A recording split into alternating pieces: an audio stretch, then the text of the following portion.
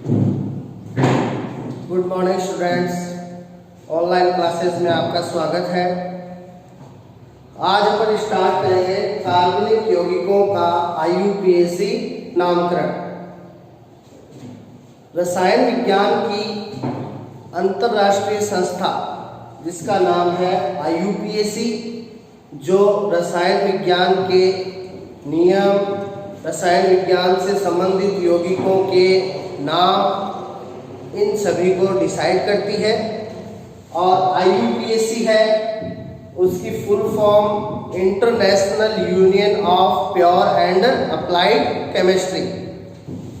आप देखिए, कार्बनिक यौगिकों का जो IUPAC नामकरण है, उसके लिए सबसे पहले आप एक क्रम है उसको दिमाग में बैठा लीजिए कि जितने भी कार्बनिक यौगिक हैं उनका IUPAC नाम।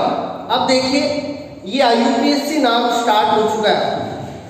अब आप अपन ने स्टार्टिंग में जो 3 टाइप्स के नाम लिखे थे, रूढ़ नामकरण, सामान्य नामकरण और व्युत्पन्न नामकरण, वो जो नामकरण है उनके नियम आप साइड में रख दीजिए। अब अपन स्टार्ट करेंगे IUPAC नामकरण। तो इनके जितने भी जो नियम है वो अब अलग से आपको ध्यान में रखने हैं।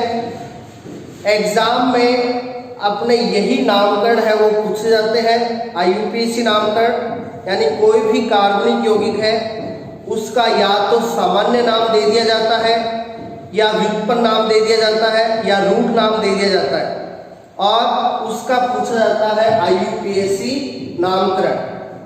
तो अपन को जो भी कार्बनिक यौगिक पूछा गया है उसका सूत्र अपन को पता होना चाहिए, और उसका सूत्र लिखने के बाद अपन को आना चाहिए कि उसका IUPAC नाम है वो किस प्रकार से लिखना है। तो इसके लिए जितने भी जो रूल्स अपन अभी करेंगे उनको आपको ध्यान में रखना है। अब देखिए, अपन स्टार्ट करते हैं। कार्बनिक यौगिकों के IUPAC नामकरण में अपन को एक क्रम है वो ध्यान रखना है कि जितने भी कार्बनिक यौगिक हैं उनका IUPAC नाम इसी क्रम में लिखा जाएगा। वो क्रम इस प्रकार है, देखिए।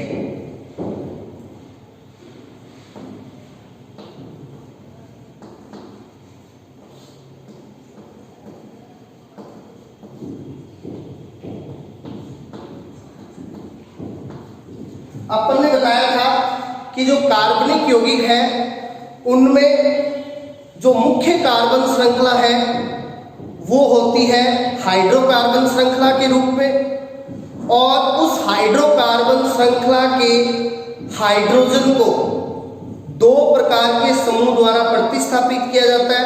एक तो समूह अपन ने बताए थे प्रतिस्थापी समूह, और एक समूह अपन ने बताए थे क्रियात्मक समूह है। तो 2 प्रकार के समूह मुख्य कार्बन श्रृंखला जो हाइड्रोकार्बन श्रृंखला होती है उसके हाइड्रोजन को प्रतिस्थापित करते हैं।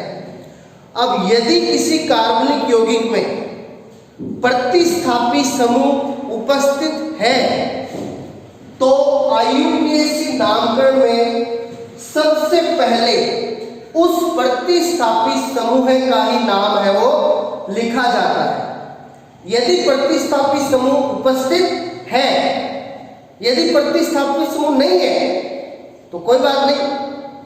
यदि प्रतिस्थापी समूह है तो सबसे पहले किसका नाम लिखा जाएगा? प्रतिस्थापी समूह का नाम लिखा जाएगा। और प्रतिस्थापी समूह का नाम सबसे पहले लिखा जाता है, इसलिए प्रतिस्थापी समूह को कहा जाता है पूर्व लग्न। प्रतिस्थापी समूह है उसके नाम को क्या कहा जाता है? पूर्व लग्न कहा जाता है। प्रतिस्थापी समूह का नाम लिखने के बाद क्या किया जाता है? अपन ने बताया था कार्बनिक यौगिक जितने भी हैं उनमें एक मुख्य कार्बन कार्बनिक यौगिकों का मुख्य परमाणु है कार्बन, और कार्बन में एक गुण होता है श्रृंखलन का, कि कार्बन है वो अन्य कार्बन से जुड़कर लंबी श्रृंखला का निर्माण करता है। वो श्रृंखला 2 कार्बन की भी हो सकती है, 3 कार्बन की, 4 की, 5 की, 6 की, कितने भी कार्बन की हो सकती है। यानी कार्बनिक यौगिकों में एक मुख्य कार्बन श्रृंखला होती है, और वो मुख्य कार्बन श्रृंखला होती है हाइड्रोकार्बन के रूप में। यानी उस मुख्य कार्बन श्रृंखला में 2 ही परमाणु होते हैं, कार्बन और हाइड्रोजन। और उस मुख्य कार्बन श्रृंखला से, हाइड्रोकार्बन श्रृंखला से जुड़ते हैं कौन? प्रतिस्थापी समूह और क्रियात्मक समूह। तो इस टाइप से प्रत्येक कार्बनिक यौगिक में एक मुख्य कार्बन श्रृंखला होती है हाइड्रोकार्बन के रूप में। तो प्रतिस्थापी समूह का नाम लिखने के बाद जो मुख्य कार्बन श्रृंखला है, मुख्य कार्बन श्रृंखला में कार्बन की संख्या का संकेत। तो प्रतिस्थापी का नाम लिखने के बाद अपन क्या लिखेंगे? जो कार्बनिक यौगिक की मुख्य कार्बन श्रृंखला है उसमें कितने कार्बन मौजूद है, उन कार्बन की संख्या का संकेत लिखा जाएगा। यदि मुख्य कार्बन श्रृंखला में कार्बन 1 है तो अपन लिखेंगे मैथ। यदि कार्बन 2 है तो अपन लिखेंगे H। यदि कार्बन 3 है तो अपन लिखेंगे प्रोप। यदि कार्बन 4 है तो अपन लिखेंगे ब्यूट। यदि कार्बन 5 है तो अपन लिखेंगे पेंट। यदि कार्बन 6 है तो अपन लिखेंगे हेक्स। 7 है तो हेप्ट। 8 है तो ऑक्ट। 9 है तो नॉन। 10 है तो डेक। तो इस टाइप से सबसे पहले प्रतिस्थापी समूह का नाम लिखा जाएगा। उसके बाद मुख्य कार्बन श्रृंखला में कितने कार्बन है उन कार्बन की संख्या का संकेत 2 नंबर पे इस टाइप से लिखा जाएगा। उसके बाद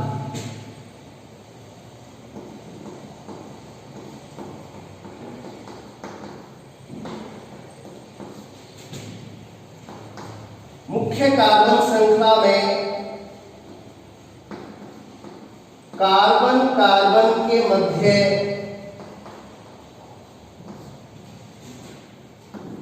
बंध का प्रकार।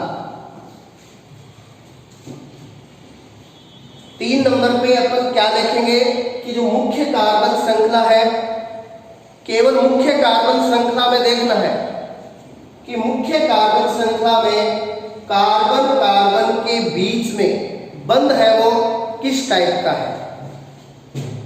यदि मुख्य कार्बन श्रृंखला में कार्बन कार्बन के बीच ओनली सिंगल बॉन्ड होता है तो उसका संकेत N।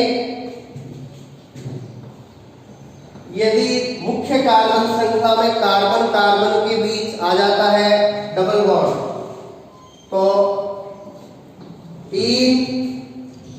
और मुख्य कार्बन श्रृंखला में कार्बन कार्बन के बीच होता है ट्रिपल बॉन्ड तो संकेत काम में लेते हैं आइन। तो इस टाइप से सिंगल बॉन्ड का संकेत N हो गया, डबल बॉन्ड के लिए इन, ट्रिपल बॉन्ड के लिए आइन। तो ये मुख्य कार्बन श्रृंखला में कार्बन कार्बन के मध्य बंध के संकेत हैं। इनको 3 नंबर पे लिखा जाता है। प्रतिस्थापी, बाद में मुख्य कार्बन श्रृंखला में कार्बन की संख्या का संकेत, उसके बाद मुख्य कार्बन श्रृंखला में कार्बन कार्बन के बीच बंध का प्रकार। अब ये जो बंध के संकेत है N, E, I, इनको कहा जाता है प्राथमिक अनुलग्न,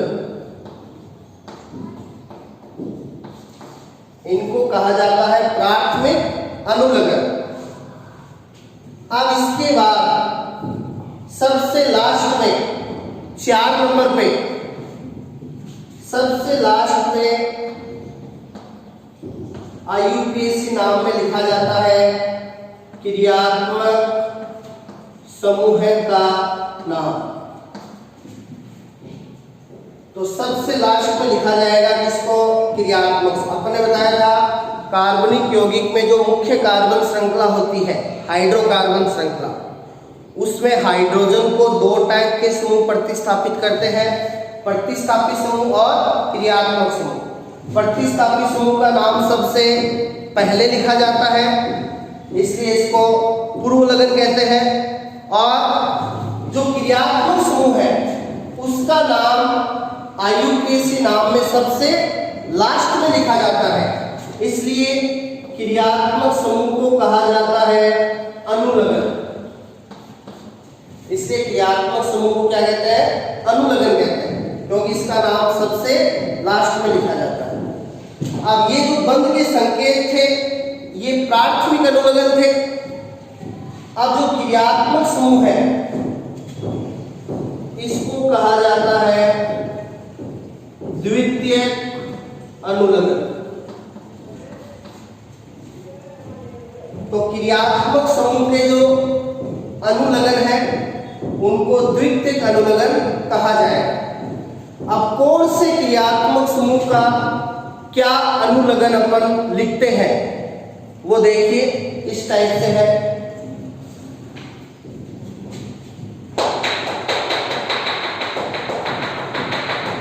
लेकिन उससे पहले आप कार्बनिक यौगिकों का IUPAC नाम किस क्रम में लिखना है, जितने भी कार्बनिक यौगिक हैं उनके नाम के लिए यही क्रम है, वो अपन को काम में लेना है। सबसे पहले प्रतिस्थापी समूह का नाम यदि मौजूद है, नहीं है तो कोई बात नहीं। फिर मुख्य कार्बन श्रृंखला में कार्बन की संख्या का संकेत में प्रोप ब्यूट पेंट हेक्स इस टाइप से। फिर मुख्य कार्बन श्रृंखला में कार्बन कार्बन के मध्य बंध का प्रकार एन इन आयन, केवल कार्बन कार्बन के बीच देखना है, वो भी मुख्य कार्बन श्रृंखला में। और सबसे लास्ट में यदि क्रियात्मक समूह मौजूद है तो सबसे लास्ट में क्रियात्मक समूह का नाम लिखा जाएगा अनुलग्न के रूप में। अब देखिए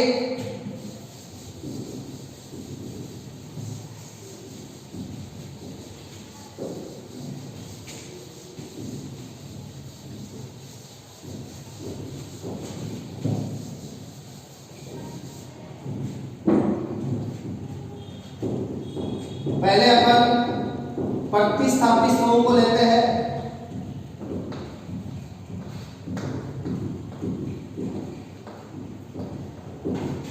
प्रतिस्थापी समूह का नाम सबसे पहले लिखा जाता है, इसलिए इसको पूर्व लगन कहा जाता है।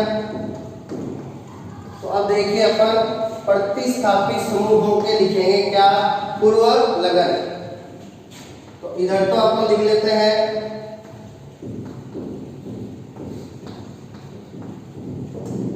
प्रतिस्थापी समूह और इधर इनके लिख लेते हैं पूर्व लगन।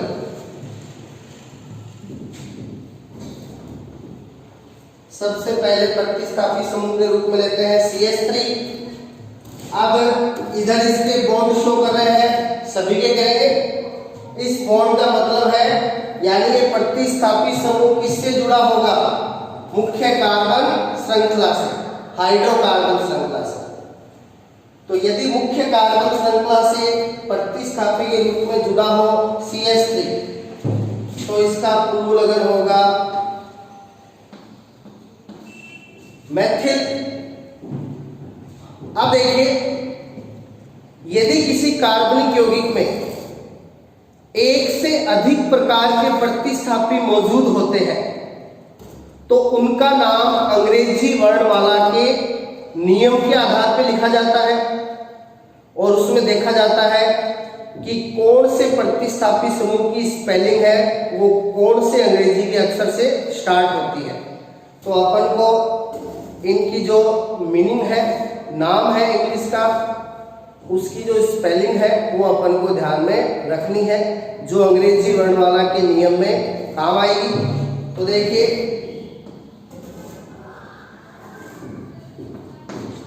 मैथिल, तो साथ में अपन इनकी स्पेलिंग लिखते हुए चलेंगे। नेक्स्ट है C2H5, जिसको इस टाइप से लिख सकते हैं CH2CH3, इसको लिखा जाता है एथिल।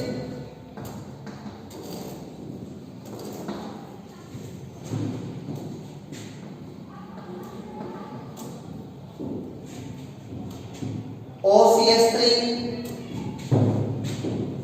अब देखिए CH3 को मैथिल लिखते हैं, अब ये OCH3 है, इसके साथ में ऑक्सीजन और है, तो CH3 के लिए मैथ और ऑक्सीजन के लिए ऑक्सी, तो मैथ प्लस ऑक्सी मैथॉक्सी, तो OCH3 को कहा जाता है मैथॉक्सी।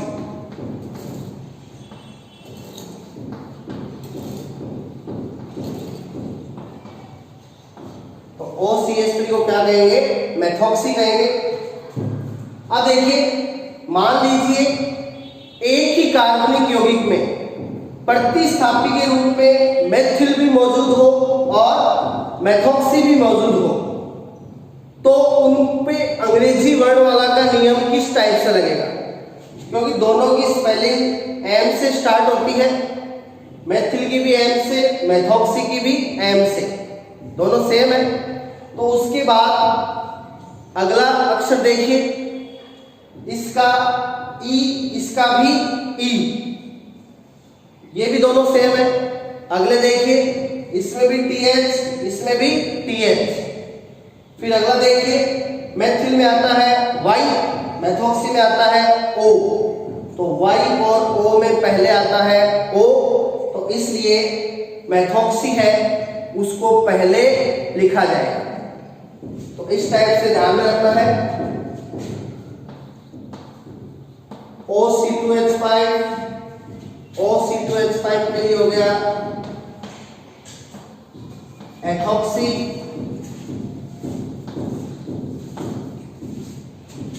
इसी टाइप से अगला है NO2, NO2 के लिए nitro,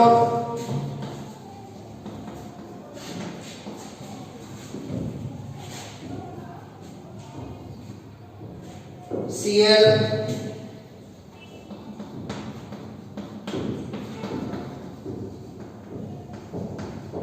chloro, Br, bromo,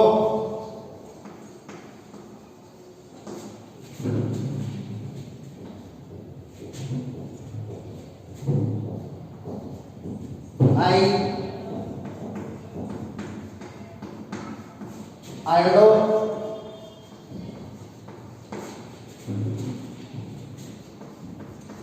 F,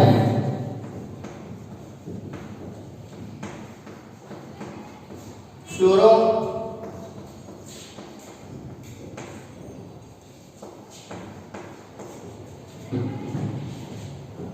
CH3 Maithil, C2H5 Maithil, OCH3 मैथॉक्सी, OC2H5 मैथॉक्सी, NO2 nitro, Cl chloro, Br bromo, I iodo, F फ्लोरो। ये सारे क्या है? प्रतिस्थापी समूह है।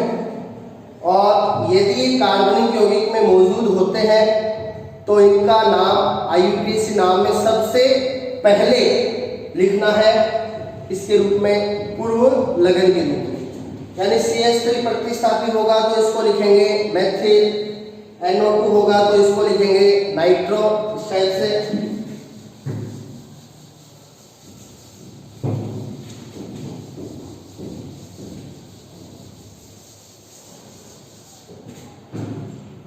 कुछ और भी है, देखिए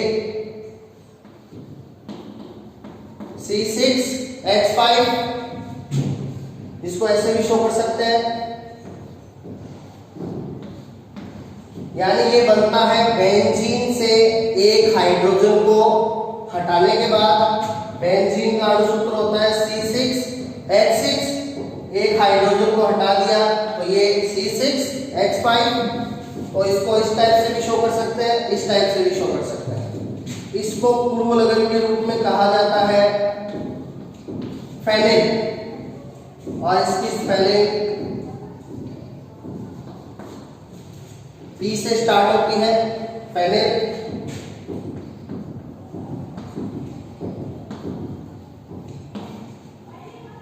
ये CH2 CH2 CH3, या इसको लिख सकते हैं C3H7,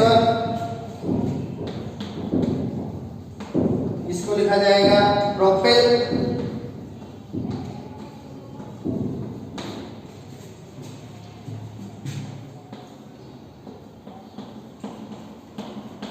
और यदि प्रोपिल के साथ हो ऑक्सीजन, जैसे CH3 को मेथॉक्सी लिखा था, OCH3 को मेथॉक्सी, OC2H5 को एथॉक्सी, इसी टाइप से OC3H7 इसको लिख देंगे प्रोपॉक्सी।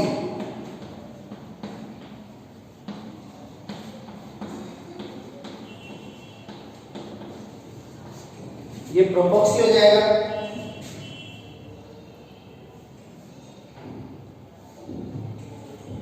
ये हो, इसको अपन ऐसे भी लिख सकते हैं CH CH2 CH2, यानी 3 कार्बन की हाइड्रोकार्बन श्रृंखला वलय के रूप में है, यानी बंद कार्बन श्रृंखला है, 3 कार्बन वलय के रूप में है। अब देखिए ये है, ये होता है CH2 CH2 CH2,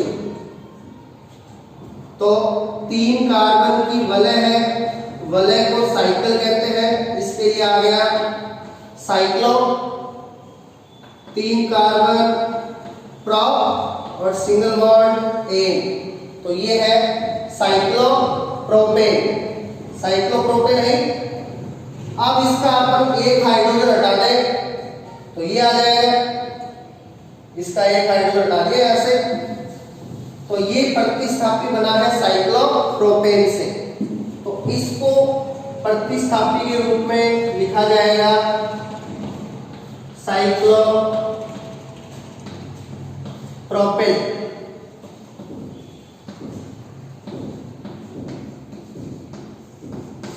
साइक्लोप्रोपिल लिखेंगे इसको।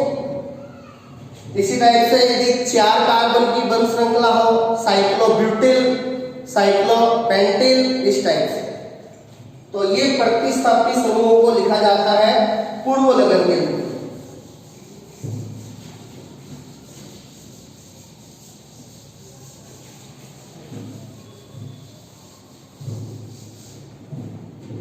अब देखिए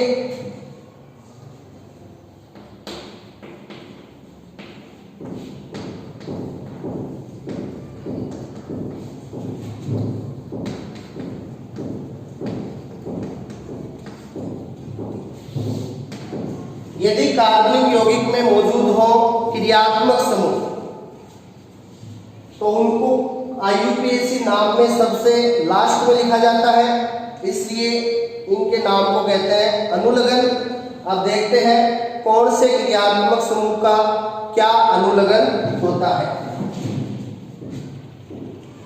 इधर आप लिख लेंगे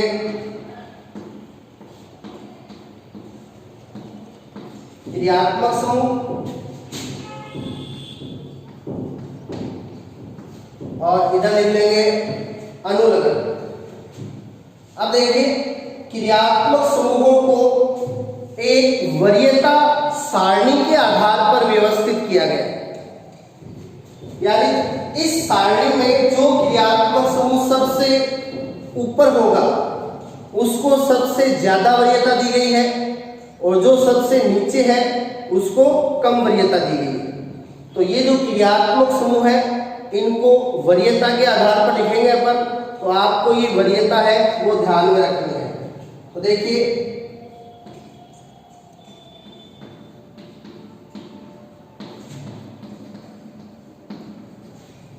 सबसे पहली वरीयता क्रियात्मक समूह में दी गई है किसको? कार्बोक्सिलिक अम्ल को। और कार्बोक्सिलिक अम्ल है IUPAC नामकरण में इसका अनुलग्न लिखा जाता है ओइक अम्ल।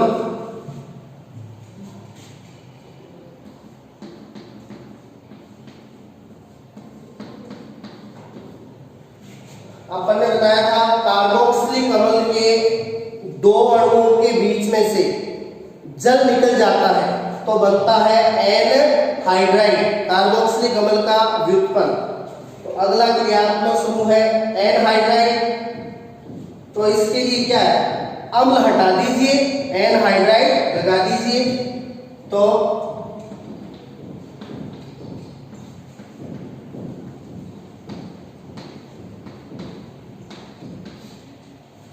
इसका अनुलग्न होता है ओइक एनहाइड्राइड SO3H। अब देखिए इन क्रियात्मक समूहों में भी अपन ने इधर बॉन्ड शो कर रखा है। इसका मतलब भी क्या होगा? ये जुड़े होंगे किससे? हाइड्रोकार्बन श्रृंखला से। SO3H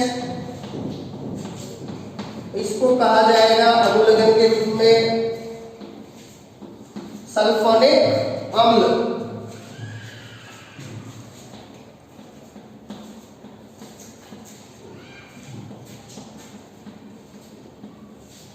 फिर है ये समूह एस्टर, इसको क्या कहते हैं? एस्टर। और एस्टर को अनुलग्न के रूप में लिखा जाता है OH।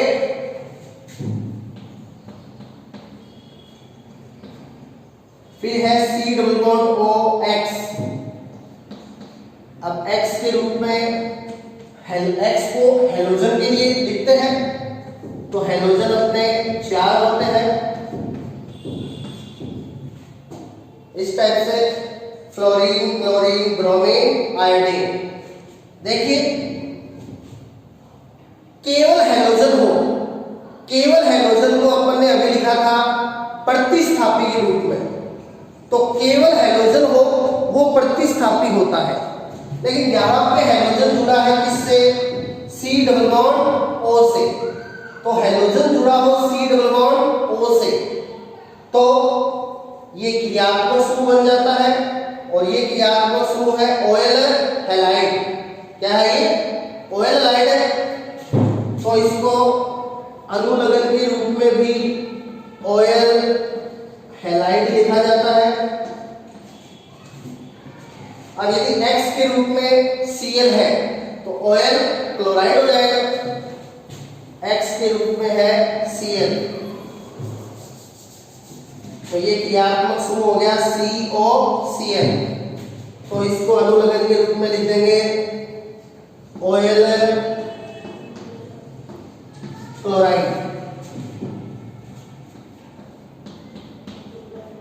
CONH2 इसको ऐसे भी लिख सकते हैं CONH2। ये होता है एमाइड और इसको अनुलग्न के रूप में भी एमाइड लिखा जाता है।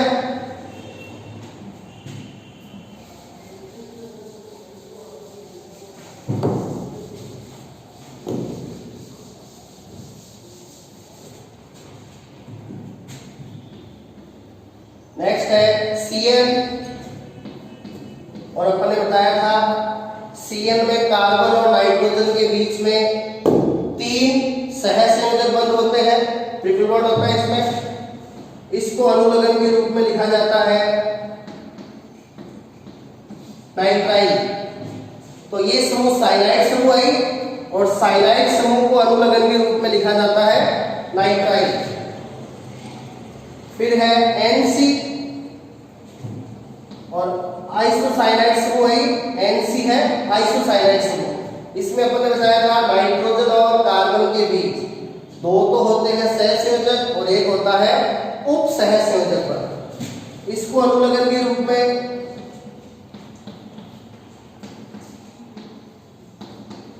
या तो लिखते हैं आइसोनाइट्राइल और इसे अनुलग्न के रूप में कार्बिल एमीन भी लिखा जाता है। तो NC के लिए आइसोनाइट्राइल या कार्बिल एमीन। तो ध्यान रखिएगा, कार्बिल एमीन आइसोनाइट्राइल को ही, आइसोसाइनाइड को ही कहा जाता है। फिर है C double bond OH CHO। तो ये अपना एल्डिहाइड क्रियात्मक समूह है। तो एल्डिहाइड स्टार्टिंग के दो अक्षर, एल्डिहाइड स्टार्टिंग के दो अक्षर क्या है? एल। तो इसका अनुलग्न होता है एल।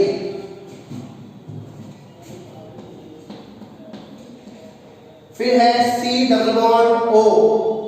ये है कीटोन समूह। कीटोन समूह है। अब अपन बोलते हैं कीटोन, तो इसके लास्ट के दो अक्षर क्या निकलते हैं? ओन। कीटोन में लास्ट के दो अक्षर क्या निकलते हैं? ओन। तो इसका अनुलग्न लिखा जाता है ओन। तो एल्डिहाइड का अनुलग्न इसके स्टार्टिंग के दो अक्षरों से एल, और कीटोन का अनुलग्न इसके लास्ट के दो अक्षर से ओन। इसी टाइप से OH एल्कोहल। ये कौन सा क्रियात्मक समूह है? एल्कोहल। तो इसका अनुलग्न होता है ऑल। इसी टाइप से SH। अब OH और SH में यहां पे ऑक्सीजन है, यहां पे सल्फर है। तो सल्फर के लिए ध्यान रखिएगा, थायो शब्द काम में लिया जाता है। क्या? थायो। तो यहां पे OH में ऑक्सीजन की जगह यहां पे आ गया सल्फर। OH को लिखते हैं ऑल और SH को लिखा जाता है थायो। तो यहां पे जो थायो शब्द है वो सल्फर के लिए, तो OH को ऑल, SH को थायो।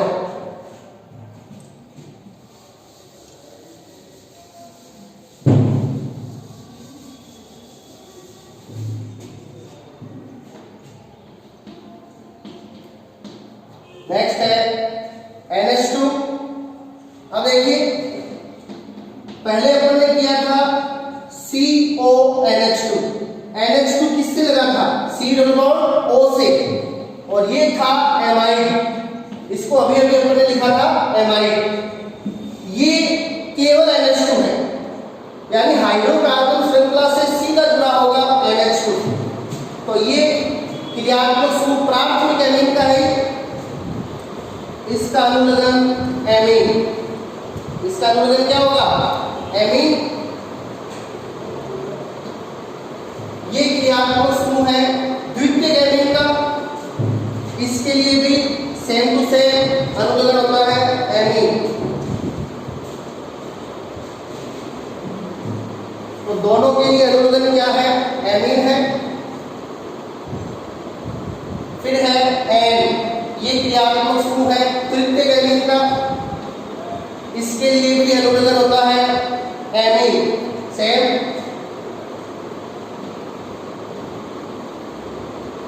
और लास्ट पे है ROR।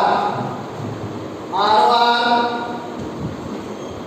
NH2 प्राथमिक एमीन के लिए, NH द्वितीयक एमीन के लिए,